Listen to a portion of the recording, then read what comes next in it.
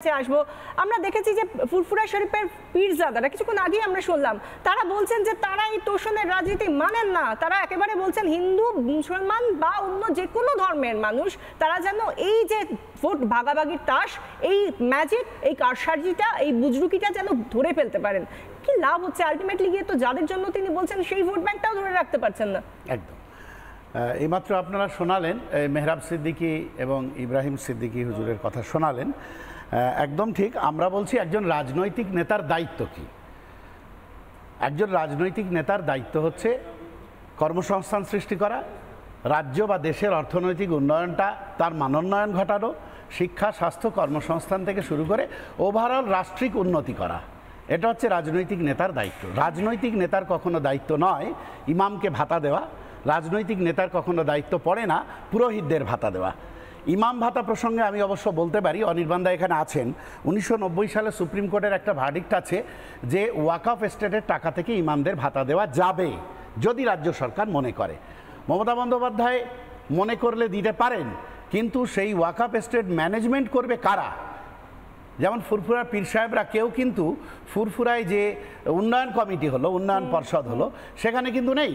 সেখানে সব রাজনৈতিক নেতারা, কল্যাণ ব্যানার্জি থেকে শুরু করে ফিরহাদ হাকিম থেকে শুরু করে তপন দাশগুপ্ত মন্ত্রী আর কি, এরা সমস্ত। তো আমরাও এই একই কথা বলি যে আইএসএফ এই একই কথা বলে, এবং আইএসএফের জন্ম হয়েছে পার্টিকুলার ভোট ব্যাংকের যে পলিটিক্স, এই ভোট ব্যাংকের পলিটিক্সটাকে আমরা ধ্বংস করতে চাই। তুমি উন্নয়ন করো, তোমাকে মুসলমানদের হয়ে কথা বলতে হবে না। তুমি দুধেলো গাই বলে নিয়েছো মুসলমানদের, তুমি দুধেলো গাই বলে নিয়েছো যে মুসলমানরা দুধ দেওয়া গায়, তাদের লাথি সহ্য করতে হবে। অর্থাৎ মুসলমানদের ওভারঅল যে ডেভেলপমেন্ট, সেই ডেভেলপমেন্টের কথা তুমি ভাবোনি যে তোষণের রাজনীতির কলা বলা হচ্ছে না, মুখে তোষণ। কারণ এক সেকেন্ড আমি একটা বলে নিই, 1% এখন সরকারি চাকরিতে 4% ছিল বামফ্রন্টের আমলে, এখন বিলো 1%। খাদ্যের সুরক্ষার দরকার নেই, কিন্তু ধর্মের তাসটা খেলে যাও। এই জন্য গিয়ে কোথাও গিয়ে ঘুটিয়ারি শরীফে গিয়ে কেউ যদি মাথায় একটা ওড়না চাপিয়ে চলে যান, আদতে তার কতটা ইনফ্লুয়েন্স পড়ে এটা এখন ভোটের আবহে মানুষ জানে, তাই তো ময়ূক? একদমই তাই। এবং আমি অবাক হচ্ছি অনির্বাণ ব্যানার্জিকে দেখে। রবিবার বৃষ্টি পড়ছে, অনির্বাণ ব্যানার্জির হয়তো একটু মন ভালো নেই স্টুডিওতে বসে, তাই জন্য যা পাচ্ছেন উনি বলে যাচ্ছেন। আমার দুটো জিনিস, শুভ্রাংশু এবং স্বর্ণালীর সাথে কথা বলার সময় দুটো জিনিস অনির্বাণ ব্যানার্জি বললেন, আমি জানি না কি মারাত্মক কথা বললেন। মৌচাকে নাকি ঢিল পড়েছে। মৌচাকটাকে আসলে কি উনি বোঝাতে চাইলেন রামকৃষ্ণ মিশন আসানসোল, ইসকন এবং কার্তিক মহারাজের ভারত সেবাশ্রম সংঘ, আমি জানি না। দ্বিতীয়ত শুভ্রাংশুর সাথে কথা বলার সময় উনি বললেন ইমামদের মতন সাধুরা কেন ওপেনলি বলছেন না। আপনি নিজেও জানেন না অনির্বাণ আপনি কি বলছেন গোটা মুসলিম সমাজের ক্ষেত্রে দাঁড়িয়ে। ইমামরা তাহলে পলিটিক্সটা করে, এটা আপনি ওপেনলি বলে দিচ্ছেন। গোটা ভারতবর্ষের ইমামরা এই জিনিসটা করে না, কিন্তু বাংলাতে এভাবে যে রাজনীতিকরণ করা হচ্ছে সাধুদেরকে, সেই জিনিসটা। যাই হোক, আমি অনুরোধ করব অনির্বাণকে, যদি আমাদের যারা ফ্যাসিলিটি স্টাফ রয়েছে র্যাশের জন্য বা ইরিটেশন, চামড়ায় একটু চুলকালে যে ধরনের চিরবির করে, সেরকম ক্রিম রেখে দিতে। তার কারণ অনির্বাণ হিন্দুদের নিয়ে কথা বলছি, আমি কারোর বিরুদ্ধে কথা বলিনি। দেখো, আমিও জিজ্ঞেস করেছিলাম রাস্তায়, ওই হরিপদ একজন সাদামাটার ছোটখাটো লোক বলছে আসবো। আমরা দেখেছি যে ফুরফুরা শরীফের পীরজাদারা কিছুক্ষণ আগেই আমরা শুনলাম তারা বলছেন যে তারা এই তোষণের রাজনীতি মানেন না। তারা একেবারে বলছেন হিন্দু মুসলমান বা অন্য যে কোনো ধর্মের মানুষ তারা যেন এই যে ভোট ভাগাভাগির তাস, এই ম্যাজিক, এই কারসাজিটা, এই বুজরুকিটা যেন ধরে ফেলতে পারেন। কি লাভ হচ্ছে? আলটিমেটলি গিয়ে তো যাদের জন্য তিনি বলছেন সেই ভোট ব্যাংকটাও ধরে রাখতে পারছেন না। একদম।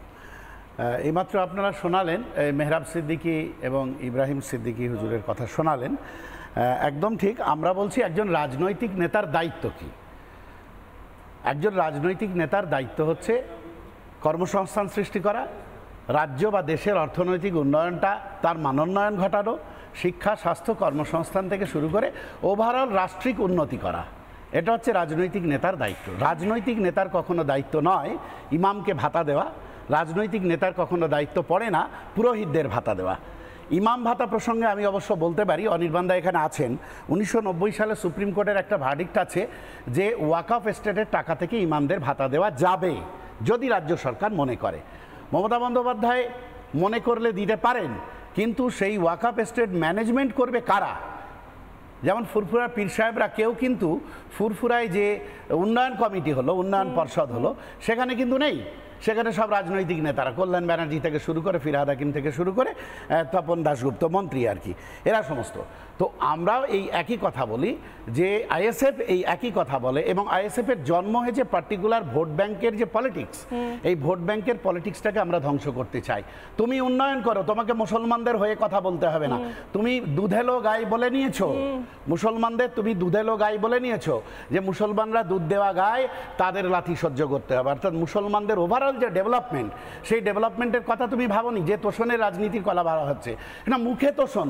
কারণ এক সেকেন্ড আমি একটা বলে নিই, 1% এখন সরকারি চাকরিতে 4% ছিল বামফ্রন্টের আমলে, এখন বিলো 1%। খাদ্যের সুরক্ষার দরকার নেই, কিন্তু ধর্মের তাসটা খেলে যাও। এই জন্য গিয়ে কোথাও গিয়ে ঘুটিয়ারি শরীফে গিয়ে কেউ যদি মাথায় একটা ওড়না চাপিয়ে চলে যান, আদতে তার কতটা ইনফ্লুয়েন্স পড়ে এটা এখন ভোটের আবহে মানুষ জানে, তাই তো ময়ূক? একদমই তাই। এবং আমি অবাক হচ্ছি অনির্বাণ ব্যানার্জিকে দেখে। রবিবার বৃষ্টি পড়ছে, অনির্বাণ ব্যানার্জির হয়তো একটু মন ভালো নেই স্টুডিওতে বসে, তাই জন্য যা পাচ্ছেন উনি বলে যাচ্ছেন। আমার দুটো জিনিস, শুভ্রাংশু এবং স্বর্ণালীর সাথে কথা বলার সময় দুটো জিনিস অনির্বাণ ব্যানার্জি বললেন, আমি জানি না কি মারাত্মক কথা বললেন। মৌচাকে নাকি ঢিল পড়েছে।